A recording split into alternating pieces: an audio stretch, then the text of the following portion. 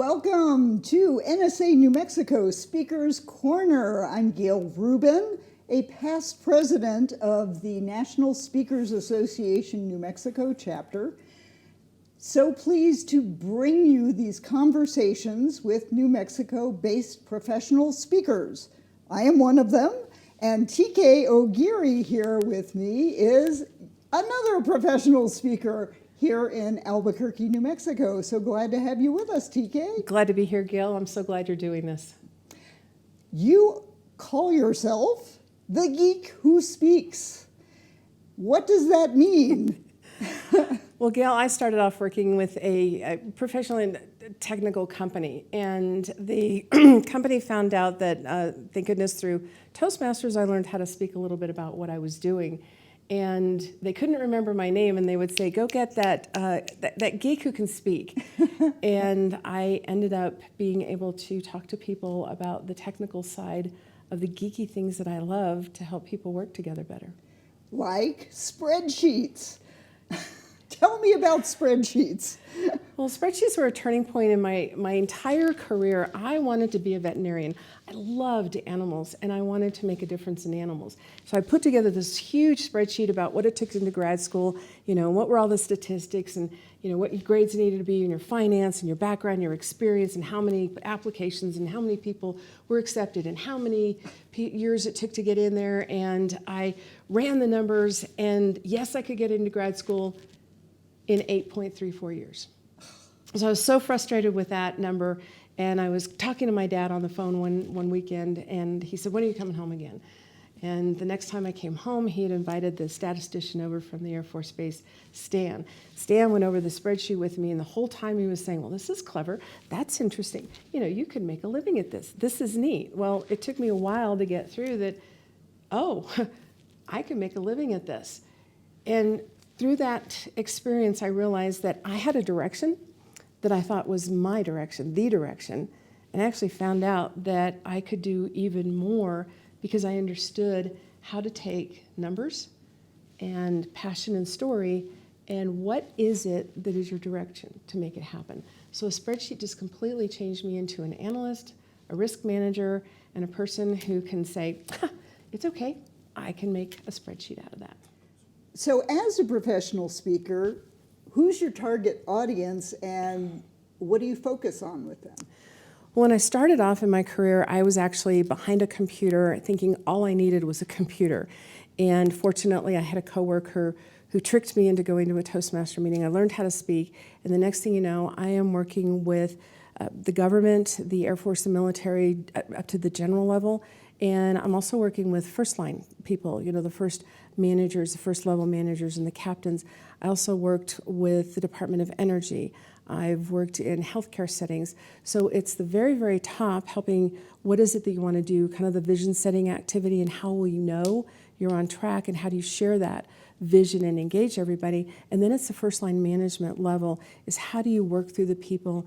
And a lot of times they're taught great management skills, but the nerdy side of the business is not necessarily something that's taught very often. The nerdy side, those keeping track of those details. Yes, yes. So I have this process, I see you. So it's possible, that's the vision setting. The second one is to be curious. What is it that you need to track and understand, and what can make a difference? For example, I was working with one group, and like many government agencies, you have to write a corrective action report. And what are you going to do for these errors or these problems or challenges that you experienced?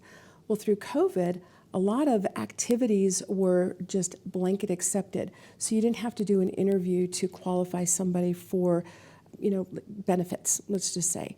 And it was an automatic approval so that people could still live and take care of their family.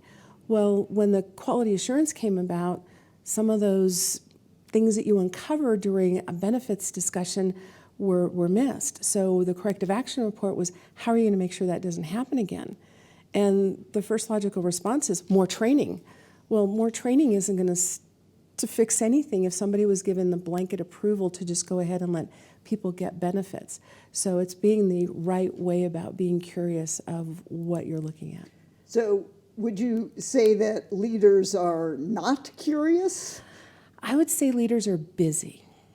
we have a tendency in most of the organizations that I've worked with is we give people a lot of work to do and a lot of work to manage and a lot of deadlines and a lot of reports. And by the time you get home, you're sitting there thinking, I don't even have time to think about, making something for dinner, taking care of the kids or the family if you have that situation, let alone working out. So you just get in there and you move through as much as you can as quickly as possible. So it's helping you find out what are those very few items to watch that will help you figure out when to take action. So I think they're busy. I don't think they're just not curious. I just don't think they have time to be curious.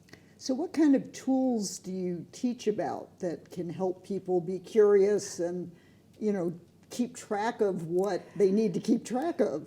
Well, if nothing else, you can use a piece of paper.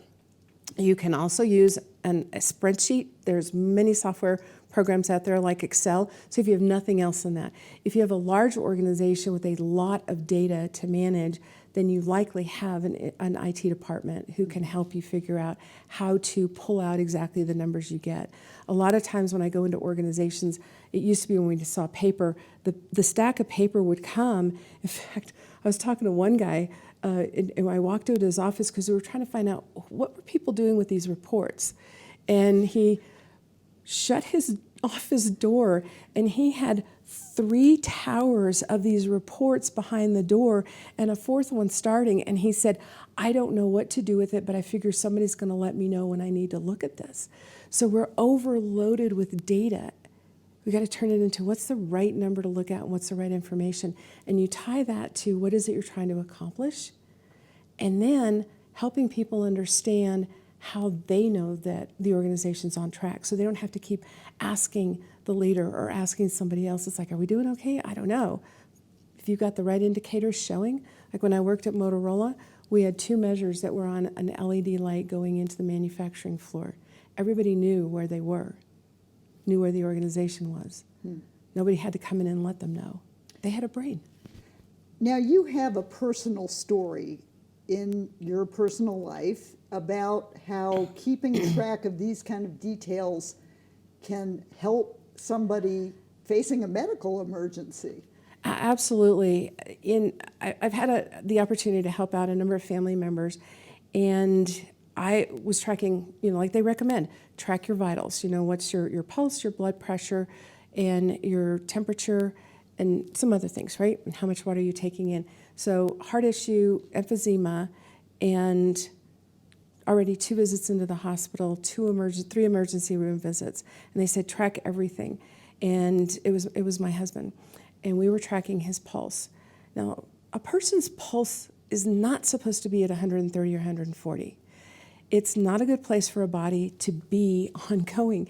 And I was looking at his numbers, and we were tracked it several times one day, and he was exhibiting no symptoms, nothing. So we called into the hotline, that they'd given us, and they said, please come down to the ER. My husband's saying, there's nothing wrong with me. I don't feel anything wrong. He was walking, he wasn't out of breath or anything. But that kind of sustainment, we were told, is absolutely and sometimes critical, but terrible. So he got checked in, a few things were taken care of. Had we not been tracking, we would have not known that he needed to be seen and had a heart adjustment. Well, and somebody complimented you on your spreadsheet of this information. A few of his doctors, as well as we had some home physical therapy, and the director came in and she was going through all these numbers, and we said, well, she asked a few questions, and I was just pulling out the paper, which is just like a big old spreadsheet. Oh yeah, he had that on this date, and this has been going on. And she just looked at this and she said, we ask everybody to do this. You need to teach people to do this because it makes a difference. I mean, we become healthier, stronger, sometimes smarter. Yeah, and she was very impressed with us. And his doctors is like, I wish more family members would do this. So I encourage you, take your vitals, know your vitals. So we are both members of the National Speakers Association New Mexico chapter. How is being a member of NSA in New Mexico help your business? It's helped me quite a bit because most of my career has been in the consulting world, working for a large organization, big government, and consulting to the government. So taking that, which has an entire department of people, that do all of the things behind the scenes, and then figuring out how to do that as a small business person. The National Speakers Association has been invaluable, along with the contacts like you. Well, and we're also both in a Toastmasters club. Toastmasters International is just an amazing way to practice what you're going to present as a professional speaker.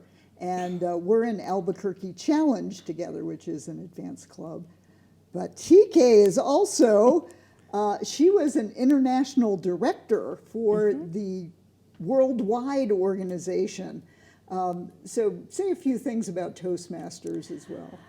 Toastmasters is life-changing. As you heard, they didn't know my name at a company, but they knew I could speak, and it was all because of Toastmasters.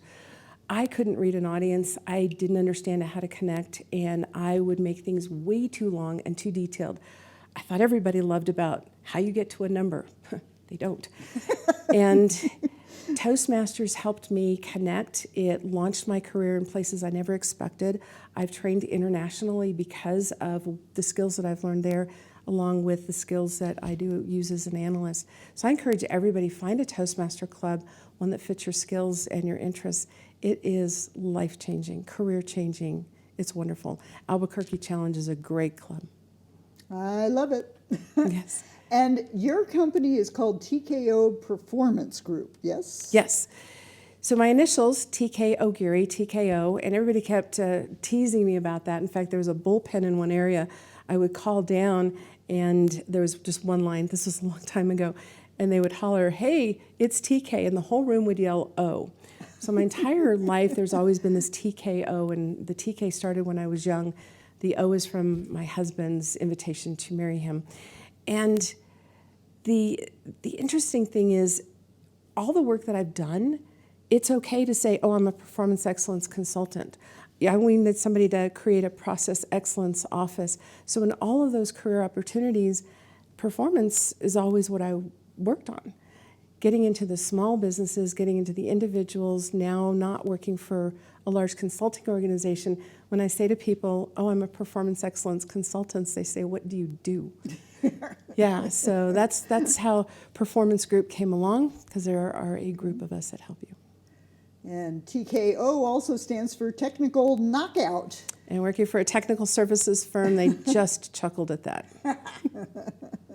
So how can people find you? You have a website, I'm guessing? I have a basic page right now, tkogeary.com, and that is, as I'm growing into this private consultant outside of the big companies, that's going to get more and more information on that. So yeah, that's it. Are you thinking about writing a book? Yes, I am. I am taking the talks that I've given and looking at those being chapters. I've already written a couple in anthology books, so I do have a couple of items out there, and I am working on that book. What piece of advice would you give people who want to get into the speaking business? It's the advice that I need to take better, and this is why I'm doing this with you, is get out there. Just speak, speak, speak, speak. You'll find out what resonates with people, the feedback that you get, and you'll find the connection, and then I will find out something besides performance excellence consultant to share with people and what I am. So it's just get out there, be vulnerable, speak with passion.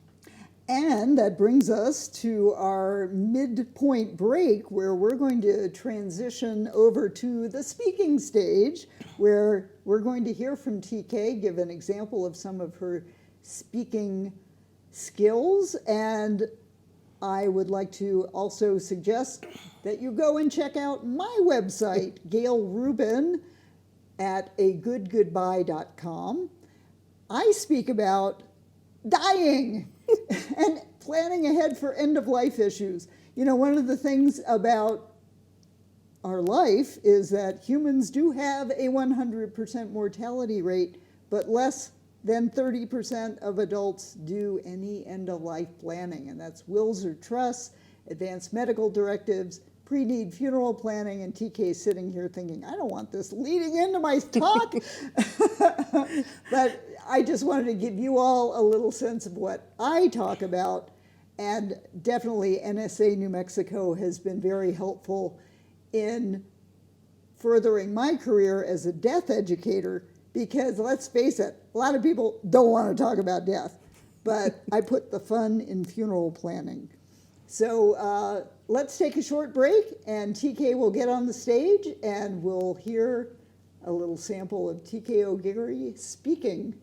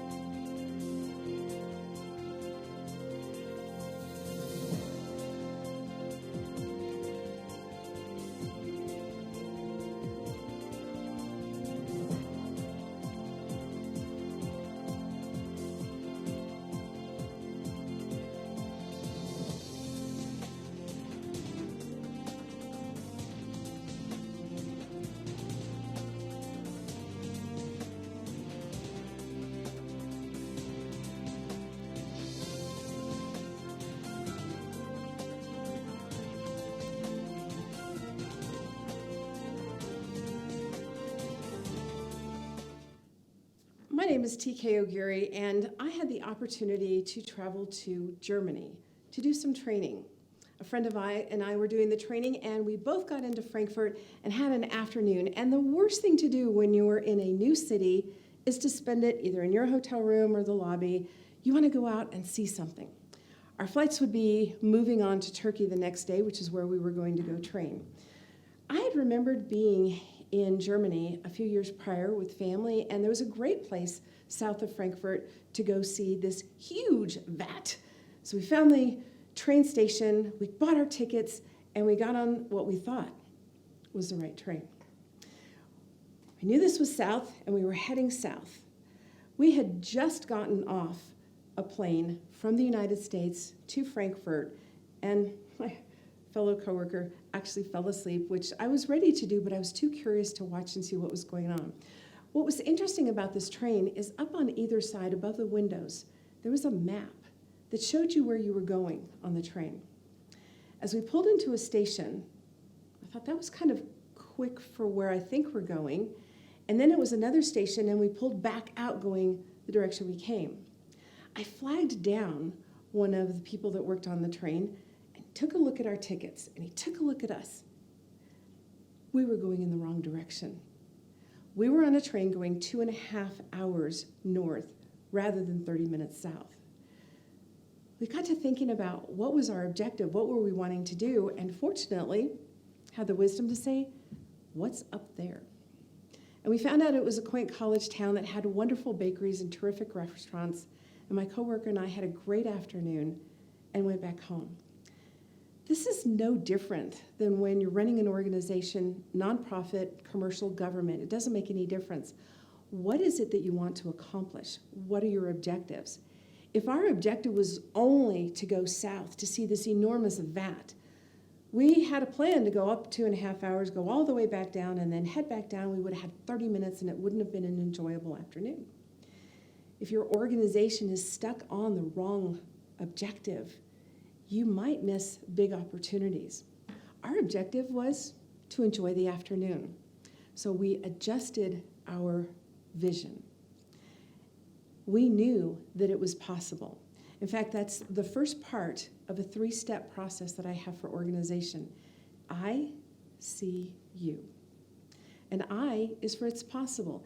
It's possible to be able to do something in an afternoon while you're in a layover situation. It's possible. The next part is C. You want to be curious. You want to be curious about where you are and how you're progressing towards your vision. Fortunately, the train had this map over the windows. We knew where we were, and it was good because I knew we were on the wrong train. We were on the wrong track for what we wanted to accomplish. When you can provide this opportunity in your workforce so that people know if they're on track, it's powerful. It makes it so much easier for your leaders to do more of their work and not have to be asked, so how are we doing? What's going on? Or for leaders to find out a little bit too late to be able to take care of a whole bunch of activity before it's already occurred. So be thinking about how can you provide that information to the people that are working for you, with you, or on your projects. And as a leader, I encourage you to be curious.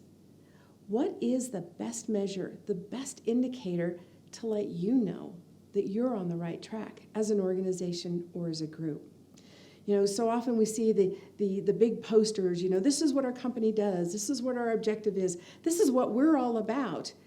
And then nobody thinks about, well, are we on track? So it's one thing to be just curious. It might be how many customers you have or how many people you serve. I want you to dig a little bit deeper. Find out what are those big levers that move those big numbers. It might be how many people click on your website. It might be how many people call your organization. It might be how many people visit. When you start tracking preliminary indicators, then you will know much more early than when it's like, oh my gosh, we need to do something, we're in a desperate situation. And then I want you to be curious about those numbers. Check it out, see what's going on. There was a situation that I was sharing with a coworker before. She was asking me about, well, what is it that you do? And one of the organizations that I used to work for was in healthcare, and it was a process excellence office. And one of the measurements that we had was how quickly we moved somebody who called in to the next person to answer their question. We found out that this quick movement was not something that the customer appreciated. They actually wanted to be listened to, and they wanted to know that they were being heard and understood. And having to repeat their story each time they might have been transferred, no matter how quick it was not something that was satisfying the customers. So in talking to the customers, we got curious about what was an important measure to them. And it was they wanted to be understood. So we got together, we did a process improvement activity, and we found out that the best activity was when somebody calls in, when you transfer them to the right person. You don't do a click, I'm just going to send you to that number. What was so important was for somebody to get the other person on the phone and say, I've got Susan on the phone. Let me explain what her situation is. And while we were explaining to that next person who could solve the problem, Susan was listening. And then she would start thinking about, oh, and this is something that's important. So we found out we were measuring the wrong thing. So be curious about your people, your customers, your measurements, and are you measuring the right activity? And then the third part is you. Understand yourself and others. Everybody works a little bit different, learns a little bit different, operates a little bit different, and has energy that's a little bit of a different time of day. The example I'm going to share with you is one that's just really personal. I was running a project that had offices in several different states. And there were two people that just didn't get along very well. The manager, who couldn't have been any more of a nice, sweet fellow, whose father happened to have been a linebacker for a professional football team. And he was gentle and wanted to know about you. He had somebody who worked for him who was just absolutely like a machine. She was so fast. She came in, she did her work, she took her breaks exactly, and then her desk was pristine clean when she left. Absolutely, hardly any errors, the best ever. They didn't really talk much to each other. On one of the visits out there, we brought in one of the personality indicators. Now, there's a lot out there. There's DISC and the birds, Myers-Briggs. I recommend you find one that works for your group. There's colors. And then help everybody understand that we are different, and we learn differently, and we work differently, and we communicate differently. After we went through the exercise of understanding each other better, suddenly the teamwork in that office became really tight. And in one of my calls to the manager, he said, "Can you hold on just a moment?" so-and-so wants to say goodbye. The woman who had never talked to the manager coming in or out of the office. It made my heart feel so happy. And it was also good because the manager understood himself and how to work best with his staff. So when you think about it's possible, what's the right objective you're thinking about? When you're talking about being curious, see, you're finding out what's the right measure to watch. And then you, understanding yourself and others, and you will be amazed at how much even better, maybe you're high-performing or a team that might use a little bit of work, how much better you all can be. And it's going to be a much better experience. I hope to see you, I see you, in the future. And let's talk about how we can help make your organization even better for better decision-making, better teamwork, and better visioning. Thank you, TK. That was enlightening. And I hope we'll see more of you out there in the public speaking. Thanks for joining us today on our NSA New Mexico Speakers Corner. I'm Gail Rubin, the doyen of death and a past president of our National Speakers Association New Mexico chapter. Do check out the NSA New Mexico website to learn about programs that we have to help you become a professional speaker and be a better speaker, NSA-NM.org. And we do have monthly meetings, depending on where we are with this pandemic. We've got in-person, we've got online, we've got hybrid, and you can also check into some of the other programs that we offer. And when you become a member of this chapter, you can be a guest on Speakers Corner. So hope to see you next time around.